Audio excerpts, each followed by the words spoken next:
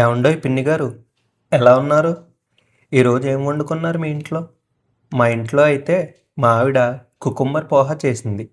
ఈ రెసిపీ ఎంత సింపుల్గా ఉంటుందో అంతే టేస్టీగా ఉంటుంది. ఉండండి ఉండండి, నేను చెప్తా రెసిపీ మీ పిన్ని గారికి.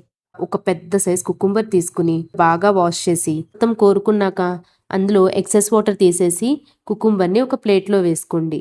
ఇప్పుడు అందులోకి మనం ఇందాక కడిగి పెట్టుకున్న అటుకులు ఉన్నాయి కదా, కొంచెం తురిమిన కొబ్బరి, టేస్ట్కు సరిపడే సాల్ట్, నెక్స్ట్ ఒక ప్యాన్లో ఆయిల్ వేసుకుని అందులో పల్లీలు వేసుకుని ఫ్రై చేయండి. ఆవాలు, జీలకర్ర, మినపప్పు, శనగపప్పు వేసుకుని అవి కూడా ఫ్రై చేయండి.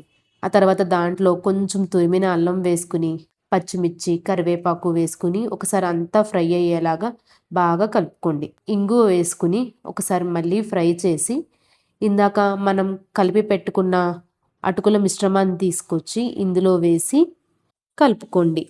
తాలింపు కలిసేలాగా బాగా కలుపుకుని ఒక 5 మినిట్స్ మీడియం ఫ్లేమ్లో మూత పెట్టుకోండి.